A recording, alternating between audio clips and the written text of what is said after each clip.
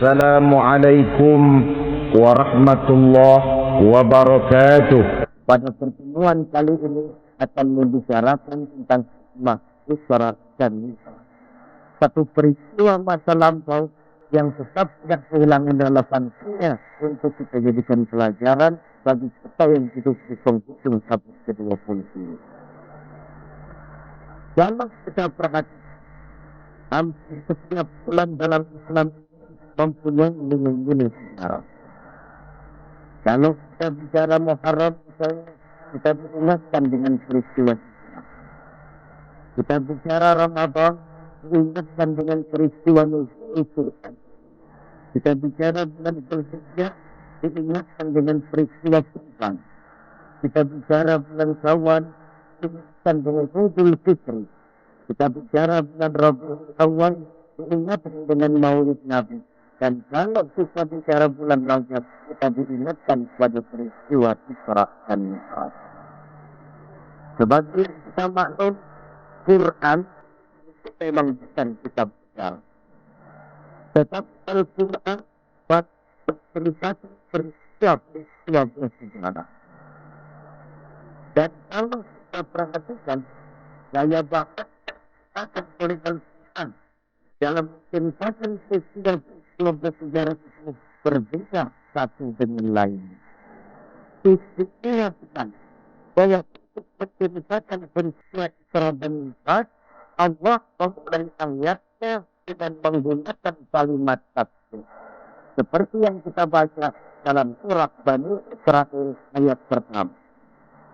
Subhanallazi asra bi 'abdihi lailan minal masjidil haram ila masjidil aqsa. Maka Allah yang telah jalankan pada suatu malam dari Masjidil Haram pada Masjidil Aqsa di Palestina. Mari kita coba dikaji ayat ini perkalian untuk memudahkan pengertian kita dalam memahami peristiwa Isra dan Mi'raj ini. Ayat ini dimulai dengan kalimat Subhanallazi. Dalam itu dalam kalimat semacam ini disebut dengan kalimat hijab. Ini kalimat yang redaksi perintah, namun isinya apa? Ada kata yang tetap yakni lafzul jalal. Sehingga asal kalimat ini Subhanallazi, Maha Suci Allah, dan disebut dengan kalimat. Banyak peristiwa bersejarah yang diceritakan dalam Al-Quran, tetapi jarang yang diawali dengan kalimat tafsir. Al-Quran diceritakan bagaimana Allah menciptakan Nabi Adam, tidak mulai dengan kalimat tafsir. Al-Quran diceritakan bagaimana Fir'aun dan bala tentara dalam lautan merah. Itu kejadian tidak dimulai dengan kalimat tafsir. Al-Quran kita bagaimana umat Nabi Saleh, umat Nabi Hud dan lain sebagainya yang ditelan gempa bumi, ditiup topan, seluruh diceritakan dalam Al-Quran, tetapi tidak satu pun yang dimulai dengan kalimat tafsir. Sehingga untuk ceritakan Isra dan Mi'raj Allah memilih dengan kalimat tafsir.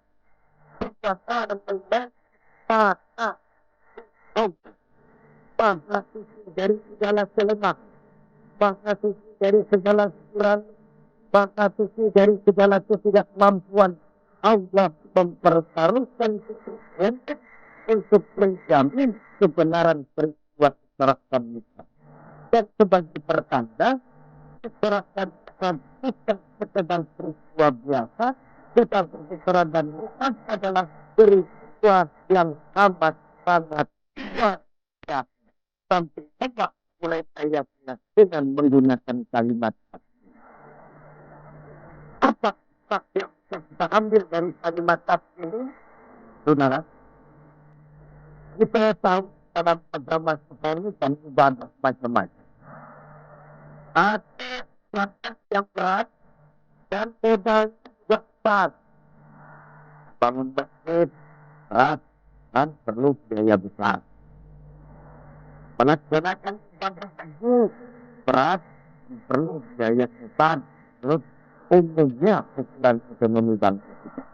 Ini jenis ibadah yang berat dan perlu modal besar. Yang ibadah yang berat, tidak besar. Seperti puasa. Puasa berat. Bukan menahan lapar dan haus yang berat, tapi esensi puasa itu sendiri, ya, kemampuan mengendalikan nafsu. Saya bukan kalau sedang puasa, lapar, tahan, tapi marah, kadang-kadang sudah tahan. Haus, tahan, tapi memilih orang, kadang tahan. Kemampuan mengendalikan nafsu. Ini yang berat, kadang-kadang terdapat lihat tahu itu kan hukumnya sunnah kekesan yang wajib lihat ini jenis ibadah berat tergoda dan atas pada dengan beda tapi rendah dan dengan kalimat juga ucapan yang baik yang baik ajarkan oleh Islam berteman Assalamualaikum ibadah memulai pekerjaan bulan Rahman ibadah melihat sesuatu yang hebat ya Allah melihat sesuatu yang luar biasa subhanallah tersebut atau sunnah mendapat sifat al-amdah dan kena musibah dan wasna dari raja. Tidak mudah yang berusaha mengucapkan kata-kata yang baik yang baik diajar oleh agama. Ini penting. Orang tidak perlu syarat taharah, orang tidak punya wudhu itu istighfar boleh, tidak punya wudhu itu baca sholawat boleh, tidak ucapan-ucapan yang baik di dalam kehidupan. Itu hikmah yang kita ambil dari kalimat subhanallah. Kalimat selanjutnya asra. Bahwa Allah yang telah berjalan. Maka kalimat asra para jatuh. Jadi kita dalam bentuk majhul disebut asra, isra. Para Allah yang telah berjalan. Segera nampak dari ayat dari sini bahwa dalam isbat Isra dan Mi'raj yang sebenarnya Allah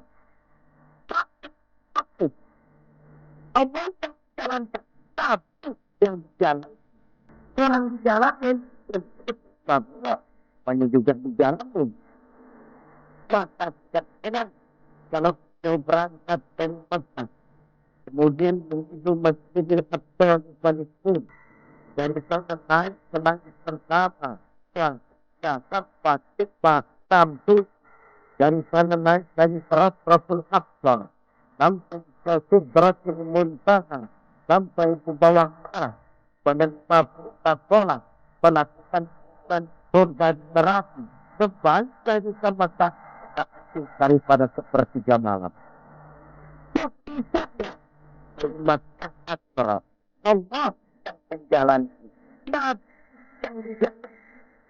tidak jalankan lalu pribadi dan itu karena berjalan terang tidak mampu menempuh jalan demikian jauh dalam waktu yang relatif singkat. Artinya di dalam pembahasan cepat bisa intelektualitas manusia tetap tak kemahakuasaan yang mutlak dari Allah Subhanahu wa Ta'ala. Satu contoh itu. Saya hari berangkat yang kemudian berangkat empat ambil baju di lemari lepas berangkat ke mobil. Saya kalau di kantong baju saya ada punggutnya. Berangkat ke mobil. Jam 10 sampai di Bogor, setengah 11 sudah selesai, kembali rumah setengah 12 sudah sampai di rumah. Pagi sudah buka, ya gantung kembali di lemari, semutnya keluar dari kantong, cerita sama teman-teman. Saudara-saudara bantu semut, percayalah saya baru sudah pulang dari itu. Kata temannya, jam berapa obat? Tadi jam 9. Lalu setelah 12 sampai lagi di sini. Ya. Temannya yang berpikir menurut logika semut, mana mungkin percaya. Untuk akan berkata bagaimana semut.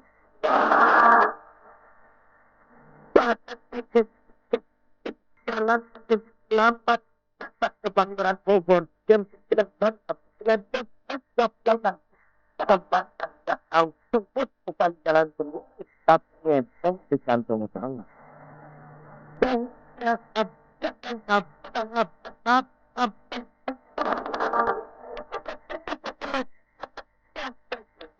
peristiwa tak akan bisa diceritakan oleh bisa. Sebab itu kalau sebutkan mau merenungi ayat yang langsung memahami Islam ini.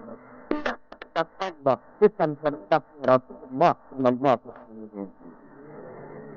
Ini kalimat Islam. Kalimat maka Allah telah jalan hamba. Kenapa Allah pakai kalimat tidak langsung? Kan lebih jelas saja kalau Allah bilang misalnya Subhan dari asrat Muhammad maka suci Allah yang telah menjalankan Muhammad bukan Islam. Kenapa harus jawab ini? Allah yang menjalankan hamba kata hamba apa maksud? Nah, di dalam kalimat hamba ada dua kata. Yang pertama dan hamba berjelas bahwa Nabi Muhammad itu Isra dan Mi'raj dan roh dan penghidupkan sekaligus. Sebab orang ketika tampak kalau punya roh dan punya jasad. Jasad antar roh namanya manusia. Roh dan jasad ada namanya botol. Antara hamba dan tetap jasad dan roh sekaligus. Dan sampai jawaban dan dengan roh itu data pertama. Data yang kedua kalimat Nabi jelas bahwa Nabi Muhammad oleh Allah benar-benar telah diakui sebagai hamba. Maka itu panggil hamba dalam ini. Saudara selalu bertanya, cuma sekedar contoh apa kita tambah Allah? Kita sebut hamba saja. Atau kita dapat kita meminta pengakuan. Orang berkata tidak boleh baca berlaku cuma kita salah. Kita saja berkata benar Bapak Presiden. Tapi yang kita tahu apakah Bapak juga kenal dengan dengan kata lain, jangan kata-kata tanpa Allah dari mulut manusia hilang nyambur. Kenapa? Sebab pengakuan. Tapi kalau keluar dari Allah siapa? Bagaimana? Dapat yang dalam hidup milik yang berkata saya hamba dan perbuatan yang tidak terjadi. Hamba tidak terjadi. Tidak yang antara ucapan dengan perbuatannya. Dan kita ambil hikmah. Sekarang kita menjadi hamba Allah yang menghamba kepadanya selain Allah. Sebab terhadap ucapan punya konsekuensi. Asyhadu an la ilaha illallah. Saya bersaksi tidak ada Tuhan melainkan Allah. Maka itu berarti saya tidak akan menyembah sesuatu hanya kepada Allah. Saya tidak akan pernah takut sesuatu hanya kepada Allah. Saya tidak akan pernah minta tolong kecuali hanya kepada Allah. Saya tidak akan menggantungkan hidup kecuali hanya kepada Allah. Saya tidak pernah takut kecuali hanya kepada Allah. Konsekuensi yang baik daripada ucapan kalimat syahadat. Kita hamba kepada Allah dan hamba kepada yang selain Allah. Dalam ayat baca dan sejarah tahu beliau dipanggil dengan kalimat doa begini, tahu selamat apul huzn dalam sejarah tahu tetap menjadi paman kita absor setelah paman kita meninggal kita wafat penduduk wafat dan uang satu kurang itu sangat tidak sekali kotoran tempat waktu atau macam ada tempat Allah panggil beliau Muhammad seolah-olah Allah sahabat sahabat apapun yang menimpannya saudara penting yang sudah mati dengan kalimat bisa betul. Dan ini kita paham Isra yang merupakan perjalanan Nabi dari Masjidil Haram ke Masjidil Aqsa. Dan Isra yang ketiga Nabi yang menghadap Allah semata-mata merupakan peristiwa yang terjadi menurut apa maunya. Nah, kemudian apa tujuan pada surat dan nusrat itu atau satu cuma Allah yang tahu. Namun kalau melihat itu wujud kalian tidak akan menemukan kalimat ilmiahnya tidak ini bukan perjalanan yang sejak berangkat sampai kembali bukan dunia berkalian untuk kami perlihatkan kepada Nabi Muhammad itu sifat yang terus daripada tanda-tanda kebesaran kami. Sampai dan kemudian jadi pelajaran dalam pengaruh itu. Sebagai perjalanan yang tidak benar, dalam perjalanan merupakan sebagian kecil dari tanda-tanda kebesaran Allah. Dan merupakan pelajaran yang hidup bersama ini. Misalnya di dalam perjalanan Nabi melihat pendahuluan wisata yang terbukanya dengan cukup-nya sendiri. Beliau sendiri tidak macam apa. Diberi Allah bertindak sebagai bodyguard. Menjelaskan contoh dan pada umat orang-orang susah memburuk-burukan saudaranya sendiri. Ditampil sebagai seorang yang bijak dalam usaha sendiri. Sebab muslim ini bersaudara seperti satu tubuh. Kalau yang satu yang lain perangkat takut. Kalau satu yang lain takut. Dari terbatu, elit dan berpasang madu, mengatakan akan keluar kepala untuk tutup dan koret tanpa harus menunggu undangan.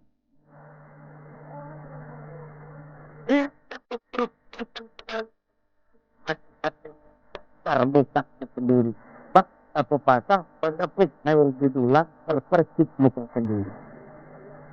Lalu beliau lihat ada orang potong dah. Tambah lengkap juga, tambah itu tampil daripada umat orang susah mengingat para pembuat yang disebut dan tidak jelekan orang lain. Mata lidah akan dipotong sedemikian rupa. Lalu beliau melihat dalam perjalanan ada orang susah tak cukup berat. dia membawa beban yang cukup berat. Lantasnya adalah beban yang cukup berat itu bukan ukuran, malah tambah tambah sampai nanti heran dan hanya apa nanti. Nah, ini tampil daripada umatnya orang-orang yang dipercayakan memikul satu amanah, tetapi amanah yang belum dia laksanakan dan diterima amanah yang lain. Akhirnya bertukik amanah-amanah yang harus ditampilkan. Orang yang terlalu banyak jabatan, tetapi tetap melaksanakan tugasnya. Tapi jabatan baru soal mampu objek yang berbuat untuk jamaah.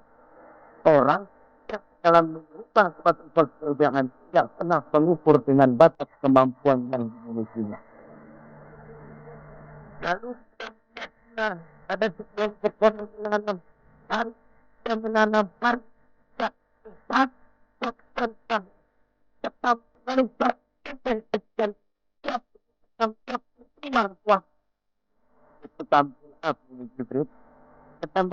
Jibril wahai Muhammad, itulah satu contoh daripada umat ini, orang-orang yang gemar memberikan bantuan kepada orang yang memang memerlukannya. Mereka yang rajin sedekah, membantu fakir miskin, menyantuni yatim piatu, memberikan bantuan kepada pengembangan dakwah madrasah, pesantren, ketika mereka mengeluarkan uang, tetapi itu adalah untuk kepentingan diri mereka sendiri. Dicontohkan kata orang kan dengan ada sesuatu buah ya warna dan seterusnya tidak pernah berhenti. Jadi orang yang rajin bersikap senang memberikan bantuan kepada mereka yang memerlukannya pada hakikatnya adalah orang-orang yang tidak pernah berhenti. Panas kita yang sebenarnya adalah apa yang kita belanjakan di jalan Allah. Uang kita di kantong kita adalah uang kita hari ini. Besok barangkali uang sosial. Uang yang akan kita akan besok barangkali uang semeroh. Uang sebenarnya apa yang kita belanjakan di jalan Allah. Baik dalam zakat, infak, sedekah dan lain sebagainya. Tentu banyak peristiwa yang dilihat dalam perjalanan yang sebetulnya merupakan pertanda para di Allah Subhanahu wa Ta'ala. Nah, sekarang demikian antara tujuan dan besar dan memperlihatkan sebagian kecil tanda kebesaran Allah menerima perintah Allah. Dan sebagai dewa Allah kita puasa. Yusuf turun ayat. Ya ayyuhallazina amanu kutiba alaikumus syiyam. Allah berperang yang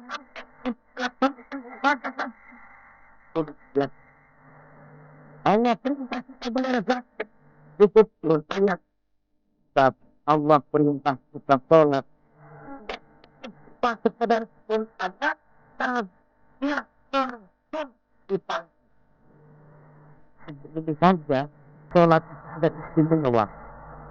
Benar kalau satu kita melakukan sholat suci yang berat kita sholat dalam agama sama dengan pengurusan kepala dalam anggota badan manusia.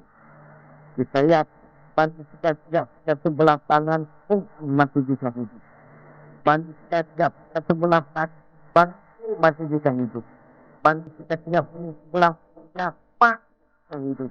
Tapi kalau manusia sudah punya kepala, utama itu barangkali tulen turunannya pun tulang.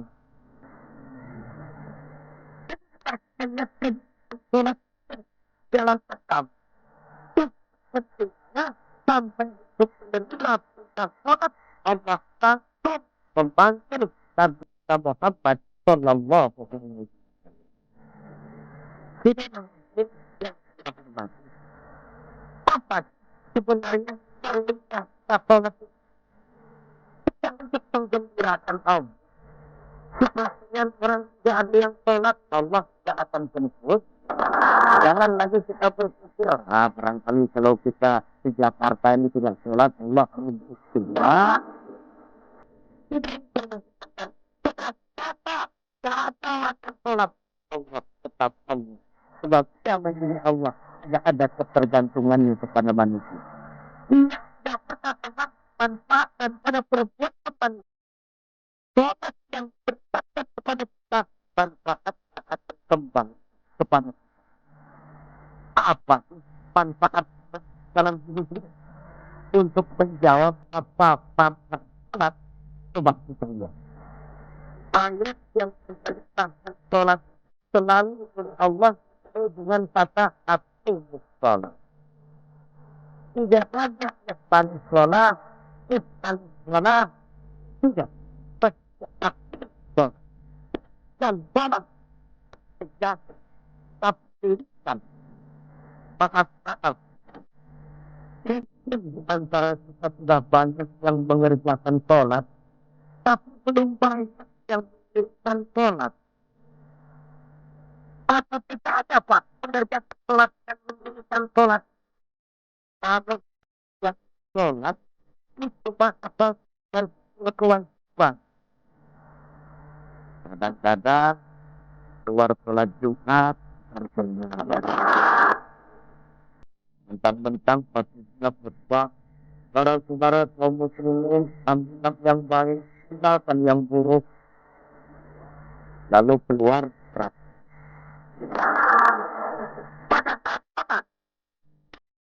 Lihat bahwa sebenarnya saya sudah baru mengerjakan sholat, belum berdiri sampai.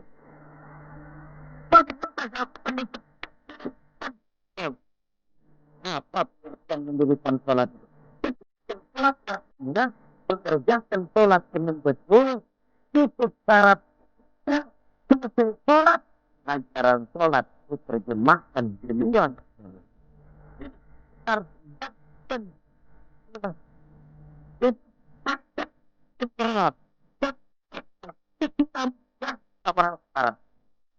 Pada waktu sholat datang, kita selesai sholat kembali ke tempat ajaran sholat itu terjemahkan di sana. Nah, apa cara sholat yang harus kita terjemah dalam yang ini merupakan manfaat daripada sholat? Pertama, sholat mengajar kita satu sifat yang disebut rendah hati at-tawadhu. Rendah hati bagaimana? Yang paling kita hormatikan kepala. Kalau bergaul dengan teman, kelihatan kita masih senyum. Dipegangnya kaki, masih senyum kita. Tapi kalau sudah kepala, namun kepala yang begitu kita hormati. Dan kalau di hadapan Allah, tambah rendah dengan telapak kaki kita. Allah. Selesai sholat, sempat masyarakat. Sempurnya kita. Berikan sholat. Kenapa? Tidak tahu. Kalau begitu Allah tidak pernah beli. Sorga kan cuma karena sombong. Diperintah sujud kepada Nabi Adam, dia tidak tahu. Allah tanya, kenapa tidak tahu? Bukan perintah. Tidak tahu. Dan sombongnya menjawab, bahkan saya akan diciptakan dari api. Api kan dari tanah. Unsur api berbeda daripada unsur tanah. Harus bersama Adam yang baru kemarin. Ya. Kata Allah, kamu sombong. Surga bukan tempat orang sombong. Yang surga. Jadi kira-kira sajalah. Yang di surga itu sombong. kafir, apalagi kita yang masih di dunia ini. Dalam segala bentuknya, sombong itu Allah hidupnya. Allah penuh. Mentang-mentang ilmu agama, tepuk-tepuk dada. Saya satunya ustaz dulu. Semuanya sama saya ya. Sama saya Islamnya kurang satu tak. Sombong serta Allah sudah berikan.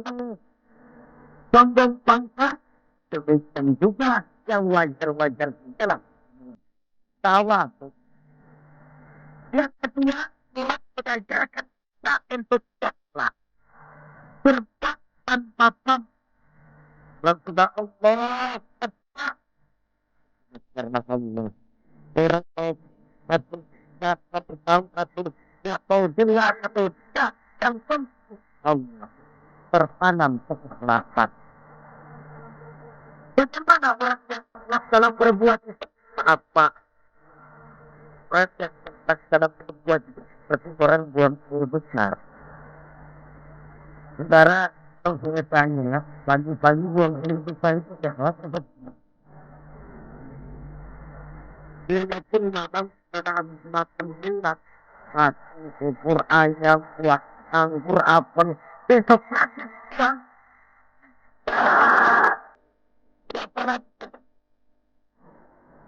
Datang jangan kacang, nah, banyaknya sudah akan kau pergi. Berkatan papam, Allah. Yang ketiga, saya kira yang banyak dicari orang sekarang. Sholat itu memberikan ketenangan dalam hidup. Kita manusia hidup dengan punya ambisi dan ibadah. Yang orang baiknya satu pengen, yang orang baiknya satu pengen, itu wajar.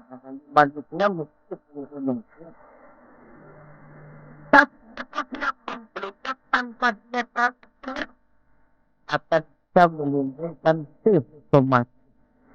Di mana manusia bisa merasakan.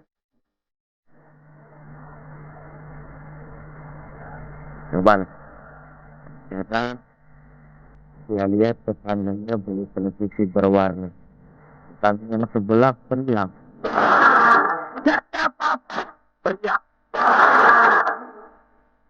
Tetangganya malah makin kaya, sepuluh pas.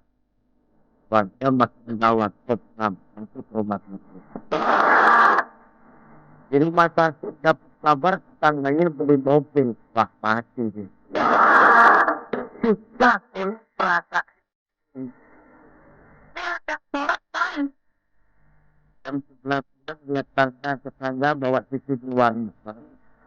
Temperatur naik. Mana?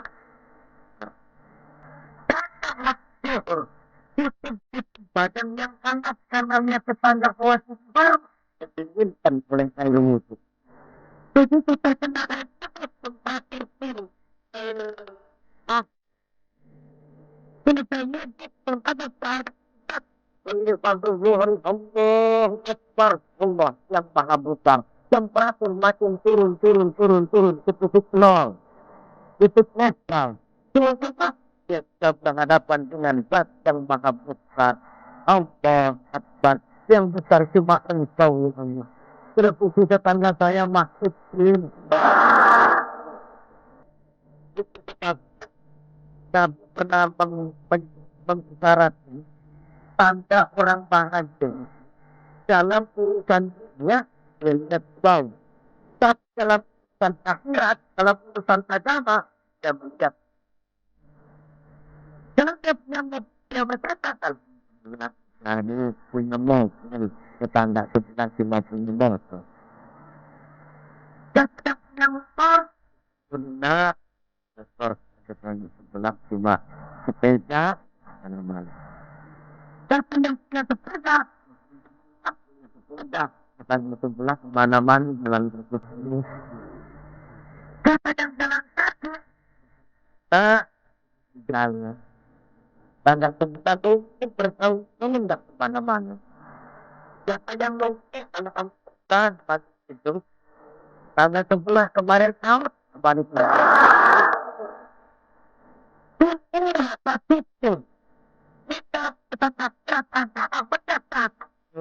menjaga pola semua waktu kenapa saya tidak kalau dia bisa baca Quran kenapa saya tidak kalau dia walaupun hidup sederhana berani membantu pembangunan masjid musola madhab kenapa yang saya tidak itu dan contoh mencontoh orang dalam ibadah mengumpulkan kekuatan bagi sebaliknya mencontoh orang dalam urusan kata dan rasa penasaran takut dengki tidak senang melihat orang lain mendapat cepat dan paling akhir oleh perasaan sendiri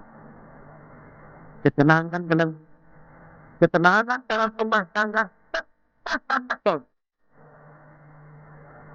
mana begitu orang pulang sholat sholat tempat dibangunkan istrinya bu mari sudah menjelang subuh kita ambil dulu untuk berangkat selesai dia ambil dulu sunnah beliau 2 rakaat kalau dekat ke musola masjid jamaah salam kalau jam jamaah pak rumah tangga muslim itu yang terjadi maksud suami sampai suami istri selesai sholat assalamualaikum warahmatullah si istri mencium tangan suaminya bang kalau kondisi yang banyak dosa saya maaf bang kita rumah tangga muslim sholat buat bertengkar merubut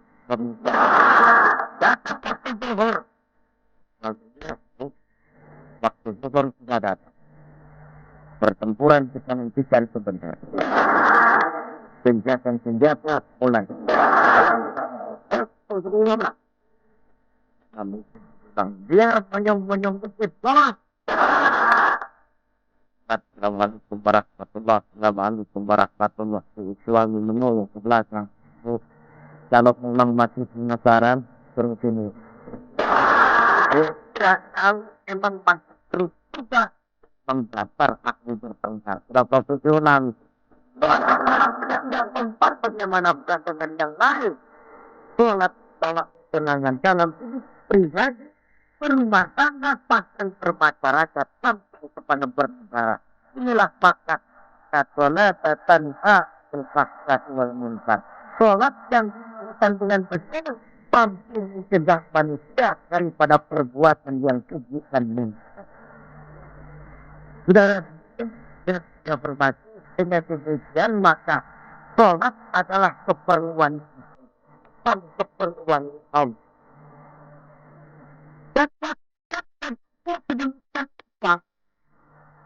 coba antara subuh dengan zuhur apa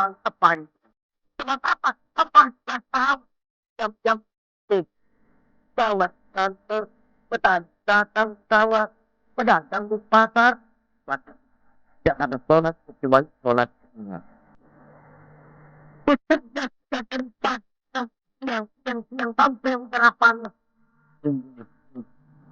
ya terasa istirahatlah membuat ademnya dengan wudhu lalu sholat selesai sholat zuhur kembali lagi ke tempat usang antara zuhur dengan asar berapa yang lebih pendek sebab apa dalam udara panas kerja cepat melelah